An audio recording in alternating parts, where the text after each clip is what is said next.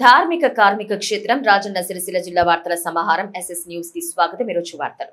ముస్తాబాద్ మండలం పోతుగల గ్రామంలో కలెక్టర్ సందీప్ కుమార్ ఝా క్షేత్ర స్థాయిలో పర్యటించారు.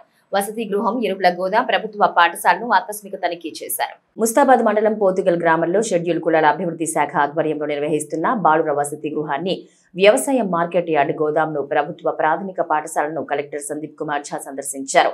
వసతి గృహంలో ఎంతమంది విద్యార్థులు ఉన్నారు, వారికి ఏ విధమైన సౌకర్యాలు కల్పిస్తున్నారు, అన్ని మౌలిక సదుపాయాలు సక్రమంగా ఉన్నాయా లేవా అనే విషయాల్ని కలెక్టర్ అడిగి తెలుసుకున్నారు. విద్యార్థులతో మాట్లాడి సమస్యలు ఉంటే తెలపాలని కోరారు. ఉన్నత శిఖరాలను అధిరోహించడానికి చక్కగా చదువుకోవాలని విద్యార్థులకు కలెక్టర్ సూచించారు. వసతి గృహాల్లోని స్టోర్ రూమ్, వంటగది, డార్మెటరీలను కలెక్టర్ పరిశీలించారు. విద్యార్థులు ఆడుకోవడానికి క్రికెట్ కిట్ సమకూర్చాలని అధికారులను ఆదేశించారు.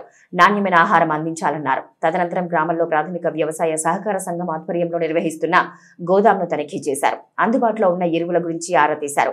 ఇప్పటి వరకు ఎంతమంది రైతులకు ఎంత ఎరువులు విక్రయించారు, వాటి ధరలు ఎంత అనే వివరాలను కలెక్టర్ అడిగి తెలుసుకున్నారు. రిజిస్టర్లను పరిశీలించారు. ఎరువుల లభ్యత గురించి రైతులు ఆందోళన చెందొద్దని, అందుబాటులో ఎరువులు ఉన్నాయని పేర్కొన్నారు. ఎరువుల లభ్యత, ధరలకు సంబంధించి పట్టికను గోదాం బయట ఏర్పాటు చేయాలని ఫ్యాక్స్ కార్యదర్శిని ఆదేశించారు. చివరిగా గ్రామంలో అంబేద్కర్ నగర్ లో గల ప్రభుత్వ ప్రాథమిక పాఠశాలను కలెక్టర్ పరిశీలించారు. నిర్మాణ దశలో ఉన్న తరగతి గదులు పూర్తి చేయడం లేదనే విషయాన్ని తోట ధర్మేందర్ కలెక్టర్ దృష్టికి తీసుకురాగా నిర్మాణం పూర్తి చేసేందుకు తగిన చర్యలు తీసుకుంటామని తెలిపారు. ఏవైనా ఇబ్బందులు ఉంటే పరిష్కరించాలని తహసీల్దార్, ఎంపీడీఓలను కలెక్టర్ ఆదేశించారు. సందర్శనలో జిల్లా వైద్య అధికారి డాక్టర్ రజిత, పిఆర్ఈ సుదర్శన్ రెడ్డి, తహసీల్దార్ సురేష్, ఎంపీడీఓ బీరయ్య, వార్డెన్ శంకర్ తదితరులు పాల్గొన్నారు.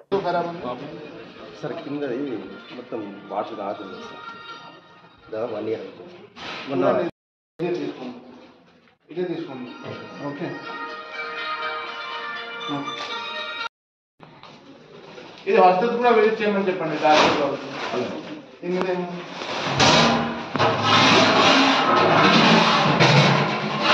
ఇది లోకల్ నుంచి తీసుకొస్తున్నారా? ఒరిజినల్ ఎందుకు ఒకేసారి మంచిగా మీకు యూరియా స్టాక్ అంతా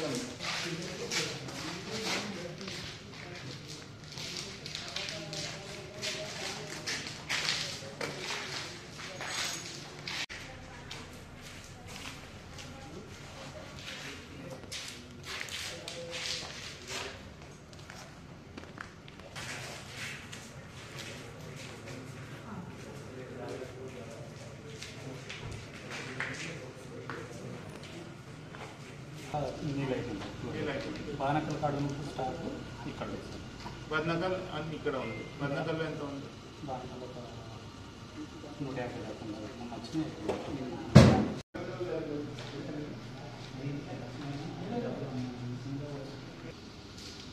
ఇది గ్యాప్స్ ఎందుకు ఉంది? థర్డ్ తర్వాత ఇక్కడ థర్డ్ తర్వాత ఫోర్త్ అమ్మలేదు.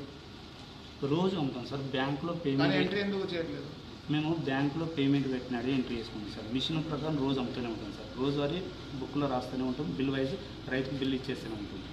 మేము బ్యాంకులో పేమెంట్ పెట్టడం ఎందుకంటే సిబి మా దగ్గర బ్యాలెన్స్ ఉంటుందనే ఉద్దేశంతో.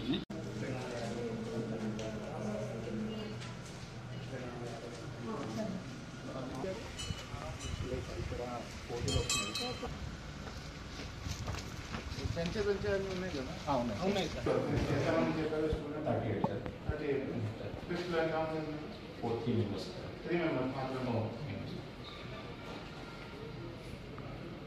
అందరూ అటు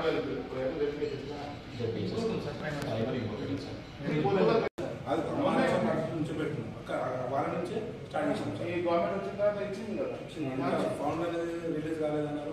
ఫండ్స్ ఆల్రెడీ మొత్తం 11 crores రిలీజ్ అయింది సార్. ఇక్కడ ఒక చిన్న ప్రాబ్లం ఏంటి సార్, ఇందులో ఒక ట్యూబ్ లైట్, ఒక ఫ్యాన్ ఫిట్ చేసేది సార్. దీనికి 25,000 రూపాయలు ఫండ్ వచ్చింది. ఎలక్ట్రిసిటీ కావాలంటే ఇప్పుడు లైట్ తీసేయండి. సిరిసిల్ల మస్జిద్ కమిటీ ఎన్నికలకు నామినేషన్ల ప్రక్రియ మొదలైంది. ఈ రోజు 2 నామినేషన్లు దాఖలయ్యాయి. సిరిసిల్ల మస్జిద్ కమిటీ ఎన్నికలకు నగారా మోగింది. ఎన్నికల్లో అధ్యక్ష పదవి కోసం ఉత్కంఠత నెలకొంది. సీనియర్ వర్సెస్ జూనియర్ వర్గాల్లో పోటీ తత్వం నెలకొంది. మస్జిద్ కమిటీ అధ్యక్షునిగా పోటీ చేసేందుకు ఈ రోజు నామినేషన్లు ప్రారంభం కాగా మొదటి రోజు 2 నామినేషన్లు దాఖలయ్యాయి. సీనియర్ల గ్రూపు నుంచి రీనా బాబా కొడుకు సయ్యద్ సమీ నామినేషన్ దాఖలు చేశారు. మరోవైపు జూనియర్ గ్రూపు నుంచి మాజీ సదర్ ఖైరత్ అట్టహాసంగా నామినేషన్ దాఖలు చేశారు. ఈసారి ఎన్నికలు ప్రతిష్టాత్మకంగా జరగనున్నాయి. जो इलेक्शन का जो मूवमेंट है मैं इसमें पार्टिसिपेट हुआ हूँ। आप तमाम हजरात से गुजारिश है कि मैं सिर्फ और सिर्फ दीन और ईमान का काम करने के लिए आया हूँ और मसाजिद का नज़्म व ज़ब्त को बाकी रखना है। हम सबको एक साथ मिलजुल कर आगे बढ़ने की कोशिश करना है। तमाम जो पुरानी बातें हैं उसको भुलाना है। सबको एक और नेक होकर रहना है। तमाम हजरात मेरा साथ दें। अस्सलामु अलैकुम व रहमतुल्लाहि व बरकातुहू।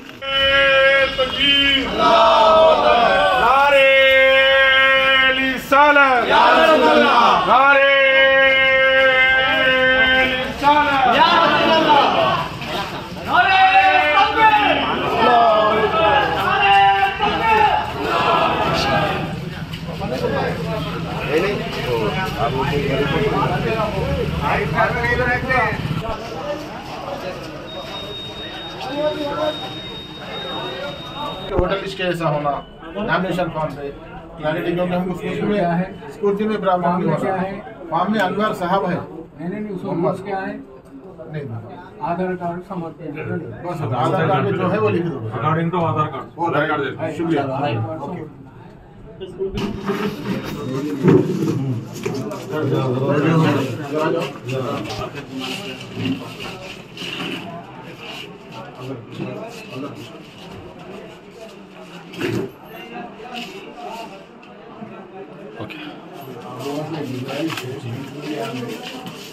नॉमिनेशन डाला गया। सबको गांव वालों से गुजारिश है कि मैं इस बार फिर इलेक्शन में खड़ा हूं। आप अगली बार मेरे को जिताए थे, कुछ नुक्स लगा के मेरे को बाजू हटा दिए। अल्हम्दुलिल्लाह मैं फिर अभी खड़ा हूं। इस बार वो नुक्स कुछ भी जो है वो हटा दिए। भरपूर आप लोग मेरे को मदद कर सकते हैं, लेकिन आप लोगों से गुजारिश है कि मैं एक गरीब घर से हूं, मैं एक करोड़पति पैसे वाला नहीं हूं, ताकि किसी को पैसे वोट दे के पैसे खरीद सकूं और किसी को पिला के वोट दला ले सकूं और किसी को खाना खिला के वोट दला ले सकूं।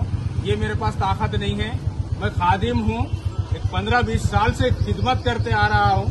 मेरी खिदमत को गौर फिक्र करते हुए और आगे मेरे को और खिदमत का मौका दीजिए।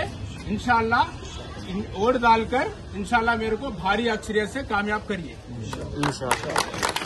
ఢిల్లీ అసెంబ్లీ ఎన్నికల ఫలితాల్లో బీజేపీ పార్టీ అధిక స్థానాల్లో గెలుపొంది ఢిల్లీని బీజేపీ పార్టీ కైవసం చేసుకున్న సందర్భంగా తంగళ్లపల్లి మండల కేంద్రంలో మండల బీజేపీ పార్టీ శ్రేణులు టపాసులు పేల్చి స్వీట్లు పంపిణీ చేసి సంబరాలు నిర్వహించారు. జిల్లా బీజేవైఎం ఆధ్వర్యంలో ఢిల్లీలో జరిగిన అసెంబ్లీ ఎన్నికల్లో బీజేపీ అధికారం చేపట్టడాన్ని హర్షిస్తూ సంబరాలు నిర్వహించారు. ఈ సందర్భంగా జిల్లా బీజేవైఎం అధ్యక్షుడు రాజిరెడ్డి మాట్లాడుతూ నిన్నటి రోజు దేశ రాజధానిలో అసెంబ్లీ ఎన్నికల్లో 48 సీట్లు సాధించి ప్రభుత్వం ఏర్పాటు చేయడం పట్ల హర్షిస్తూ తంగళ్లపల్లి మండల కేంద్రంలో బీజేపీ నాయకులు టపాసులు పేల్చి స్వీట్లు పంపిణీ చేసి సంబరాలు నిర్వహించుకున్నారు. బీజేపీ పార్టీపై నమ్మకం ఉంచి ఢిల్లీ ప్రజలు ఓట్లు వేసి అధిక మెజార్టీతో గెలిపించిన ప్రతి ఒక్కరికి బీజేపీ పార్టీ తరపున కృతజ్ఞతలు తెలుపుతున్నామన్నారు. ప్రతి ఒక్క బీజేపీ కార్యకర్త దీన్ని స్ఫూర్తిగా తీసుకుని రానున్న రోజుల్లో తెలుగు రాష్ట్రాల్లో కూడా బీజేపీ జెండా ఎగిరేలా ప్రతి ఒక్కరూ కృషి చేయాలని కోరారు. ఈ కార్యక్రమంలో బీజేవైఎం జిల్లా అధ్యక్షుడు రాజిరెడ్డి, సీనియర్ నాయకులు గజబింకర్ సంతోష్, లింగారెడ్డి, కాళీచరణ్, వంశీ, సందవేని రాజు, నరేష్, ప్రకాష్, సాయి తదితరులు బీజేపీ నాయకులు పాల్గొన్నారు. ఏదైతే ఢిల్లీ రాజధానిలో అసెంబ్లీ ఎన్నికల ఫలితాలు వెలువడాయో దాంట్లో బీజేపీ 48 సీట్లు సాధించి అక్కడ ప్రభుత్వాన్ని ఏర్పాటు చేయడం అనేది ఆషామాషి విషయం ఏం కాదు. అక్కడ ఉన్నటువంటి యువతే కానీ అక్కడ ఉన్నటువంటి ప్రజలే కానీ ఎంతో చదువుకున్న వ్యక్తులు, అక్కడ ఉన్నటువంటి వారు కొంత అవగాహన ఉన్నటువంటి వ్యక్తులు, వారు నేడు ఢిల్లీలో ప్రభుత్వాన్ని ఏర్పాటుకి సహకరించి వాళ్ళు ఓట్లేసి ఢిల్లీలో ప్రభుత్వ ఏర్పాటు కోసం అని చెప్పి కృషి చేసిరు. అంటే దీన్ని బట్టి మనం తెలుసుకోవచ్చు దేశం అంతటా బీజేపీ గాలి వీస్తుంది. అందుకు నిదర్శనం గతంలో జరిగినటువంటి ఎలక్షన్లో ప్రతి చోట బీజేపీ గెలవడమే కాకుండా పార్లమెంట్లో కూడా ఈ దేశానికి బీజేపీ అవసరం ఎంతో ఉందని గుర్తించి బీజేపీని గెలిపించడమే కాకుండా నేడు దేశ రాజధాని అయినటువంటి ఢిల్లీలో కూడా నిన్న శంకరావం పూరించుకొని ఢిల్లీ ప్రభుత్వాన్ని బీజేపీ దక్కించుకోవడం అనేది చాలా పెద్ద విషయం. రానున్న రోజుల్లో ఇక్కడ ఉన్నటువంటి తెలుగు రాష్ట్రాలే కాకుండా ఇక్కడ ఉన్నటువంటి మిగతా రాష్ట్రాల్లో కూడా బీజేపీ ప్రభుత్వాన్ని ఏర్పాటు చేస్తుందని చెప్పడానికి మేము ఎంతో గర్వపడుతున్నాము. ఖచ్చితంగా రానున్న రోజుల్లో ఈ రాష్ట్రంలో బీజేపీ అధికారాన్ని చేపడుతుందని చెప్పేసి మేము గట్టి నమ్మకంతో ఉన్నాం. నిన్నటి రోజున వచ్చినటువంటి ఫలితాలు ఏవైతే ఉన్నాయో దానికోసం అని చెప్పేసి నేడు ఈ తెలంగాణ రాష్ట్రంలో ప్రతి చోట ఒక సంబరంలా వేడుకలా జరుపుకుంటున్నాం. అదేవిధంగా ఈరోజు కూడా రాజన్న సిరిసిల్ల జిల్లా తంగనపల్లి మండలంలో కూడా పెద్ద ఎత్తున వేడుకలు జరుపుకోవడం జరిగింది. దీనికి సహకరించినటువంటి ఢిల్లీ ప్రజలకు, రానున్న రోజుల్లో కూడా ఇక్కడ ఉన్నటువంటి మన రాష్ట్ర ప్రజలు బీజేపీని అధికారాన్ని చేపట్టడం కోసం అని చెప్పేసి ఇక్కడ ఉన్నటువంటి ప్రజలు కూడా సహకరించాలని చెప్పేసి ఈ సమయంలో కోరుకుంటా ఉన్నాం. బీసీ కుల గణనపై రాష్ట్ర ప్రభుత్వం చట్టబద్ధత కల్పిస్తేనే కాంగ్రెస్ పార్టీపై నమ్మకం పెరుగుతుందని బీసీ సంఘం రాష్ట్ర అధికార ప్రతినిధి పర్ష హనుమాన్లు అన్నారు. రాజరాజన్న సిరిసిల్ల జిల్లా బీసీ సంఘ భవనంలో సమావేశం జరిగింది. ఈ సమావేశం బీసీ సంక్షేమ సంఘం జిల్లా అధ్యక్షుడు వీరవేణి మల్లేష్ యాదవ్ ఆధ్వర్యంలో జరిగిన సమావేశంలో ఎమ్మెల్సీ ఎన్నికలు మరియు కుల గణనపై కూలంకుషంగా చర్చించారు. ఈ సందర్భంగా రాష్ట్ర అధికార ప్రతినిధి పర్ష హనుమాన్లు మాట్లాడుతూ రాష్ట్ర ప్రభుత్వం బీసీ కుల గణనకు ముందుకు రావడం హర్షణీయమన్నారు. కామారెడ్డి రిక్రియేషన్ పేరిట 42% బీసీలకు కల్పిస్తామని ఇచ్చిన హామీ ప్రకారం అమలు చేసి నిరూపించుకోవాలన్నారు.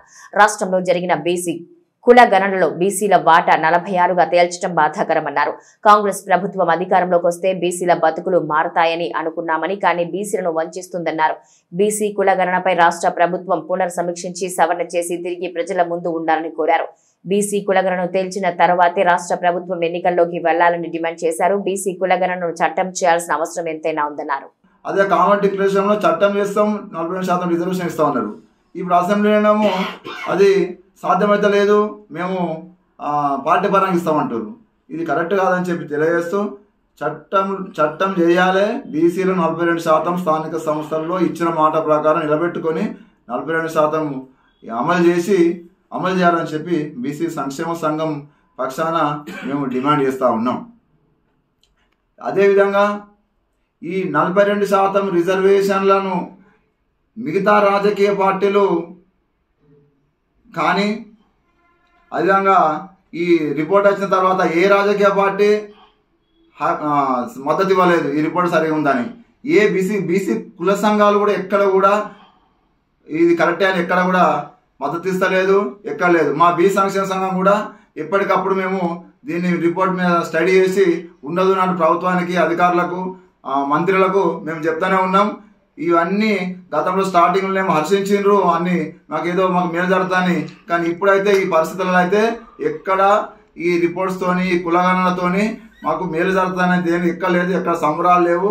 అంత నిరుత్సాహంగా నిర్వేదంగా బీసీలు ఉన్నారని చెప్పి ఈ సందర్భంగా తెలియజేస్తూ మేము ఈ బీసీ కులగణన అనేది ఒక అమృతంలాగా బీసీలు ఉపయోగపడుతుంది అనుకున్నాం.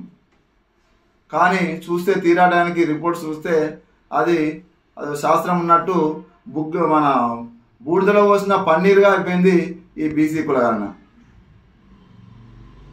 ఏదో మేము ఊహించినట్టు ఈ ఎన్నికలలో మాకు ఎన్నికలు వస్తున్నాయి, అరే ఇక బ్రహ్మాండంగా 42%తో మేము సర్పంచులుగా, ఎంపీడీసీలుగా, జెడ్పీసీలుగా, కౌన్సిలర్గా, కార్పొరేటర్గా మాకు బ్రహ్మాండమైన బీసీలకు అవకాశం వస్తుంది, మా వాటా మాకు దక్కుతుంది, అదేవిధంగా సామాజిక న్యాయం జరుగుతుందని అనుకున్నాం. కానీ దీన్ని బట్టి అది అలాంటిది ఎలా ఏం కనబడతలేదు, కనుచూపు మేరలో లేదు. కాబట్టి ఇప్పటికైనా ఈ కాంగ్రెస్ ప్రభుత్వం, రేవంత్ రెడ్డి గారి ప్రభుత్వం, అదేవిధంగా మంత్రులు కానీ ఈ సర్వే రిపోర్ట్ను పునఃసమీక్షించాలి. ఏదైతే ఇంకా మిగతా 4% అయితే ఇంకా సర్వే కావాలన్నా అది కూడా చేయాలి. టోటల్ మళ్ళీ దీన్ని ఈ తప్పుల తడకగా తయారైన ఈ రిపోర్టును సరిచేయవలసిన బాధ్యత ఈ ప్రభుత్వానికి. ఆగమేఘాల మీద ఎన్నికలకు పోతే మాత్రం మేము సహించాం. తప్పకుండా 42% రిజర్వేషన్లతోనే ఈ ఎన్నికలకు పోవాలని చెప్పి ఈ సందర్భంగా మేము తెలియజేస్తూ ఈ విద్య, ఉద్యోగ, ఆర్థిక, రాజకీయ ఈ బీసీ కులగణన అనేది కేవలము రిజర్వేషన్ల కొరకే, కానీ ఏదో దీంతో మాకు సప్లానుకో లేకపోతే ఇంకా స్కీమ్లకో పనిచేస్తాను బాధిస్తలేము. సరే అవి కూడా అవసరమే, మాకు బీసీ సప్లాన్ అవసరమే, బీసీ స్కీమ్లకు కూడా అవసరమే. కానీ ఎక్కడ సరే కరెక్ట్ ఉంటే ఈ 42% మాకు అమలైతే దీన్ని చట్టం చేస్తే అప్పుడు మేము స్వాగతిస్తామని చెప్పి ఈ సందర్భంగా మేము తెలియజేస్తూ, ఇకపోతే మేము తప్పకుండా కొన్ని విషయాలు ఇంతకుముందే మాట్లాడుకున్నాం. మన సంవత్సరం క్రితము ఏదైతే ఒక బీసీల పక్షాన బీసీలకు మేము బీసీల పక్షానే ఉంటాం, మేము బీసీ పార్టీ బీసీ ప్రభుత్వంగా మేము పేరు తెచ్చుకుంటాం అనే విధంగా ప్రచారం చేసిర్రో దాన్ని తుంగలో దొరికితే మాత్రం సహించేది లేదు. ఇప్పటికైనా మించిపోయింది ఏం లేదని చెప్పి తెలియజేస్తూ ఏదైతే మీ ఉద్దేశం ఉన్నదో 42% బీసీలకు రిజర్వేషన్ కల్పిస్తామనేది స్థానిక సంస్థల్లో అది చట్టం చేయాలని చెప్పి మరొక మారు డిమాండ్ చేస్తూ ఈ విధంగానే ప్రభుత్వము తప్పించుకునే ప్రయత్నం చేస్తే మాత్రం బీసీ సంఘాల పక్షాన మేము బీసీ ఉద్యమాన్ని ఉధృతం చేస్తాం, బీసీలకు జరిగిన అన్యాయాన్ని ఎండగడతాం. ఎప్పుడైతే బీసీలకు అన్యాయం చేసే ప్రయత్నం చేస్తుండ్రో, కుట్ర చేస్తుండ్రో, మోసగించే ప్రయత్నం చేస్తే మాత్రము సహించేలే అని చెప్పి ఈ సందర్భంగా తెలియజేస్తూ మరొక్క మారు ఇన్ని బీసీల చిరకాల వాంఛ ఎన్నో ఆశలతో ఉన్న ఈ బీసీ కులగణన అనే దాన్ని మంచి సరిచేసి ఉన్నట్టు వాస్తవ లెక్కలను తీసుకురావాలి. ఏ కులం ఆ కులం జనాభా ఇప్పుడు అన్ని కులాలు కొన్ని కులాలు కూడా మా జనాభా తక్కువైంది అంటారు. వాస్తవం మరి అంతకుముందు చూసుకుంటా ఉంటే జనాభా రకరకాల కులాలే రకరకాలుగా పెరిగినది. ప్రతి కులం నాది 1,00,000 జనాభా తగ్గింది 1,00,000 జనాభా తగ్గింది అంటారు. దీన్ని కూడా క్లారిటీ ఇవ్వాల్సిన అవసరం ఎంతని చెప్పి తెలియజేస్తూ ముస్లింలకు బీసీలకు కలిపి లెక్క చేస్తారు. చరిత్రలో ఎక్కడ కూడా లేదు. బీసీ ముస్లింలు హిందూ ముస్లింలు ఇది కరెక్ట్ కాదు. ఇది ఈ ప్రభుత్వం కానీ ఈ పార్టీలకు కానీ కరెక్ట్ కాదు. బీసీలే ముస్లింలే వాళ్ళని కలిపి పర్సంటేజ్ ఇంత పెంచడం ఇంత అయింది అని చెప్పడం మాత్రం కరెక్ట్ కాదు. మాది పకడ్బందీ లెక్కలు బీసీలకే ఉండాలి, అగ్రవర్ణాలకే ఉండాలి, ముస్లింలకు ఉండాలి, దళితులకే ఉండాలి, గిరిజనులకు ఉండాలి. ఇంకా ఈ అగ్రవర్ణాలకు జనాభా పెరుగుతుంది, ముస్లిం జనాభా పెరుగుతుంది, మిగతా వాళ్ళ జనాభా పెరుగుతుంది. ఒక బీసీ జనాభా తగ్గడంలో అంతర్యం ఏమిటి అనేది ఒకసారి ఆలోచన చేయాలి ప్రభుత్వం అని చెప్పి తెలియజేస్తూ మరొక్క మారు బీసీల జనాభా ఎప్పుడు పెరుగుతూనే ఉంటుంది తప్ప తగ్గే ముచ్చలేదు. ఆ ఉన్నది వాస్తవాలు లెక్క చెప్పి ఆ జనాభా ప్రాతిపదికన మా వాటంతో మా వాటకు తగ్గట్టు రిజర్వేషన్లు కల్పించే విధంగా చట్టం చేయాలని చెప్పి ఈ సందర్భంగా డిమాండ్ చేస్తున్నాం. 24 గంటలు ప్రాథమిక ఆరోగ్య కేంద్రంలో అందుబాటులో ఉండి నిరుపేదలకు మెరుగైన వైద్యం అందించడం కోసమే ఆరోగ్య కేంద్రాల్లో ప్రభుత్వం అనేక మౌలిక వసతులు ఏర్పాటు చేస్తుందని జిల్లా కలెక్టర్ సందీప్ కుమార్ ఝా అన్నారు. పోతుగల్లో నూతనంగా నిర్మించిన ప్రాథమిక ఆరోగ్య కేంద్రాన్ని కలెక్టర్ ప్రారంభించారు. ముస్తాబాద్ మండలంలోని పోతుగల్లో 1,32,00,000తో నూతన ఆధునికతతో నిర్మించిన ప్రాథమిక ఆరోగ్య కేంద్రాన్ని జిల్లా కలెక్టర్ సందీప్ కుమార్ ఝా ప్రారంభించారు. నూతన భవనాన్ని పూర్తిగా పరిశీలించారు. ఈ సందర్భంగా ఆయన మాట్లాడుతూ నేటి నుంచే ఈ ఆసుపత్రిని అందుబాటులోకి తీసుకురావాలన్నారు. అలాగే ఎలాంటి పొరపాట్లకు తావివ్వకుండా వైద్యంలో మెరుగైన సేవలు అందించాలన్నారు. వైద్య రంగాన్ని మరింత బలోపేతం చేయడం కోసమే నూతన ప్రాథమిక ఆరోగ్య కేంద్రాల నిర్మాణాలతో పాటు అనేక మౌలిక వసతులు కల్పిస్తుందని వెల్లడించారు. కావున ఆసుపత్రికి వచ్చే రోగుల పట్ల మర్యాదగా ఉంటూ వారికి సేవలు అందించాలని కోరారు. ప్రభుత్వ ఆసుపత్రిలో ప్రసవాలు అయ్యే విధంగా క్షేత్రస్థాయిలో అవగాహన కల్పించాలని సిబ్బందికి కలెక్టర్ సూచించారు. ప్రభుత్వ ప్రాథమిక ఆరోగ్య కేంద్ర సేవల్ని ప్రజలు వినియోగించుకోవాలన్నారు. కలెక్టర్ వెంట తహసీల్దార్ సురేష్, ఎంపీడీఓ బాకయ్య, వైద్య అధికారిని గీతాంజలి, సిబ్బంది అధికారులు ఉన్నారు.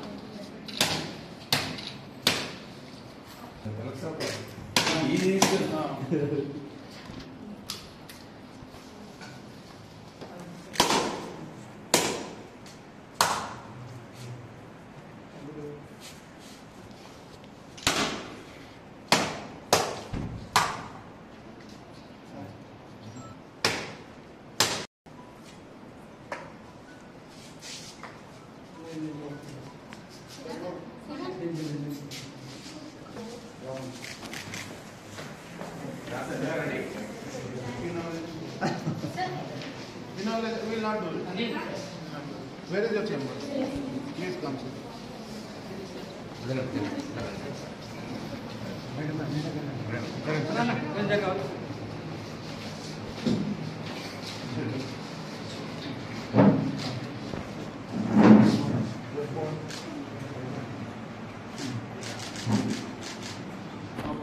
Do properly, है ना?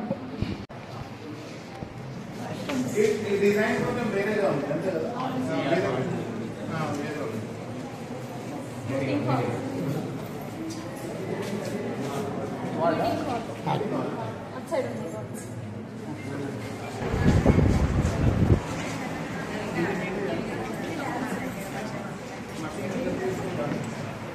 బాగుంది మీ ల్యాబ్ చాలా బాగుంది. ఆర్మీ కంటే చాలా బాగుంది. చాలా స్పెషల్గా ఉంది. ఇక్కడే కొట్టుకోవాలి.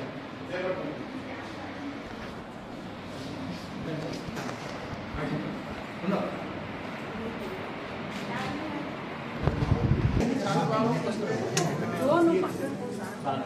ప్లాన్ కూడా చాలా బాగుంది.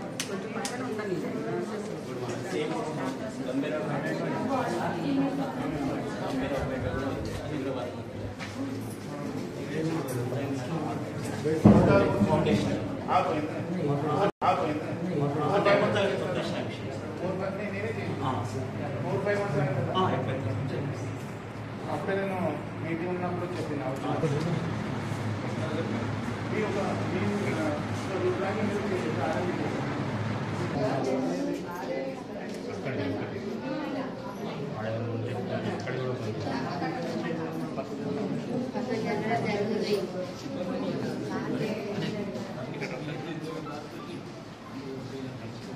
మీరు అందరూ ఏనేమినా వెరీ గుడ్.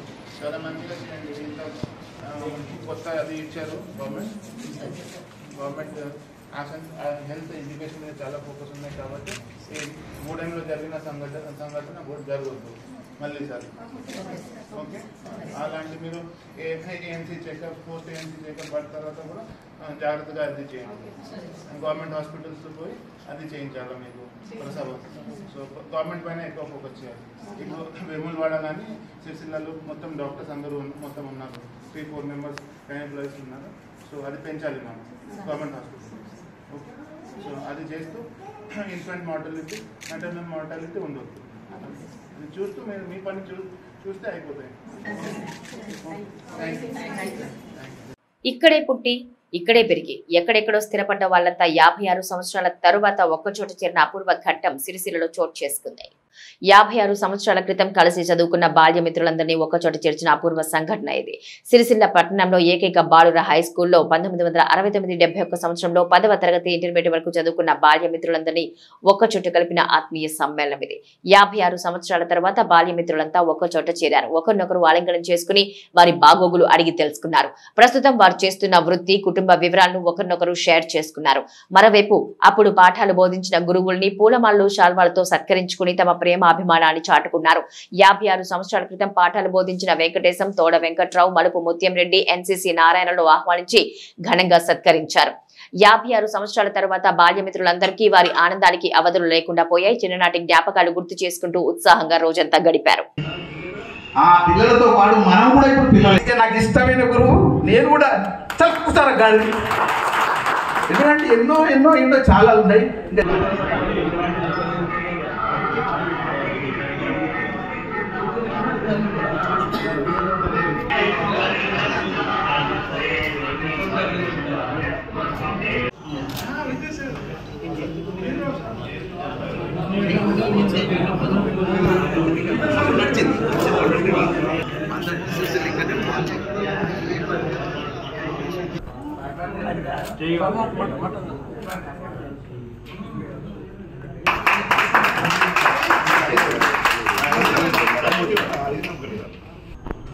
మనకు జన్మను ప్రసాదించిన వాళ్ళు మన తల్లిదండ్రులు, ఈ జ్ఞానం అంటే ప్రసాదించిన వాళ్ళు మన గురువు.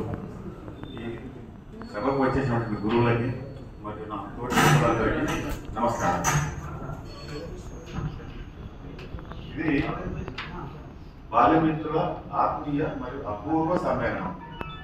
అంటే అప్పుడు ఆ టైంలో మనకు మిత్రుత్వం అంటే కానీ అట్లాంటి ఎక్కువ.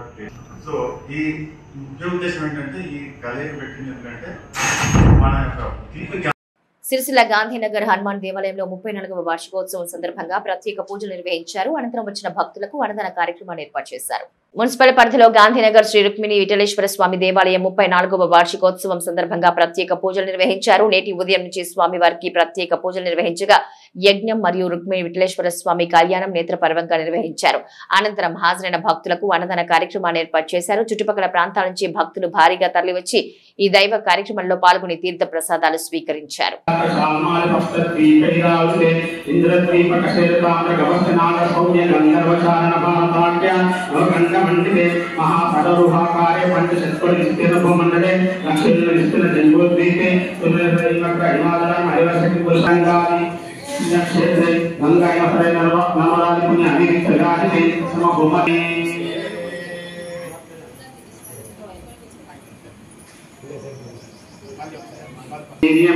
तेनाहं मधुमदव्येन परमेणानाद्यन वैदेन परमान्न मदव्योसानि मधुपर्गः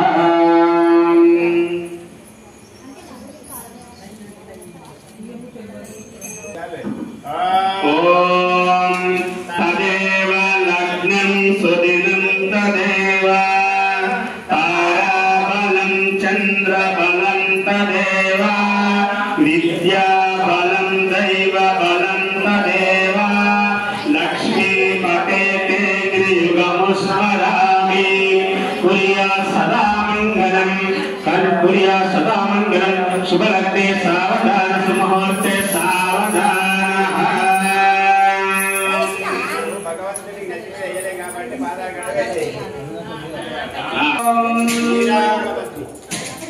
श्रीरामपत्नी जनकस्य पुत्री सीता सुंदरी गोमदांगी श्रीविष्णुपत्नी भुवनैकमाता वधूवराज्ञा वरदा भवन्तु श्रीरुद्रीभानङ्गल कल्याण महोत्सवे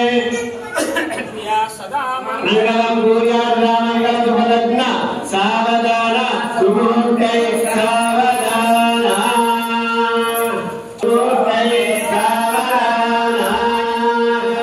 रम्यं गन्धकमण्डलं सुविमयं यज्ञो पादुरङ्गपिल्लेश्वरविवाहसमये देयानिमङ्गलं शुभलग्ने सावधान सुमुहूर्ते सावधान श्रीदेवी तनयोस्वसुतकरो वक्ररामोदयः प्रिया सदा मङ्गलं शुभलग्ने सावधान सुमुहूर्ते सावधान मणिरत्नधारी दिव्यांगना द्रौपदी कोमलांगी प्रियावती पांडव धर्मपत्नी वधूवराभ्यां वरदा भवन्तु प्रियास्तमङ्गलं शुभलग्ने सावधान सुमुहूर्ते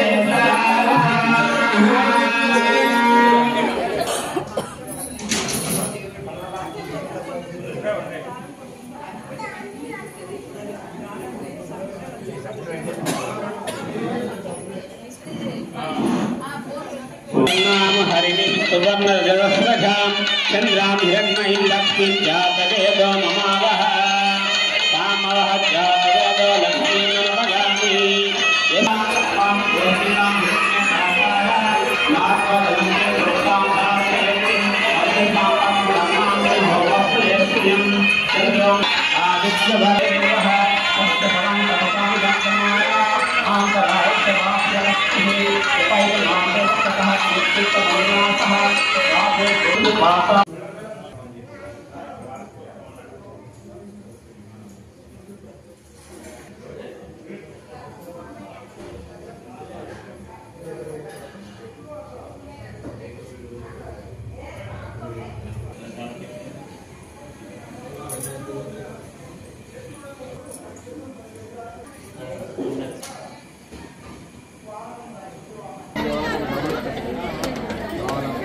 ज्योतिर्भूतिधरी पवित्रजननी आपौग विद्वांसिनी सर्वोपद्रवनाशिनी सर्वार्थ संपत्करी भूतप्रेतपिशाच राक्षसगणायुक्तानि संहारिणी वेदोराज्य विशेष मोक्षकरी भूतिष्ठजाधारिका श्रीकरञ्च पवित्रञ्च शोकरोग निवारण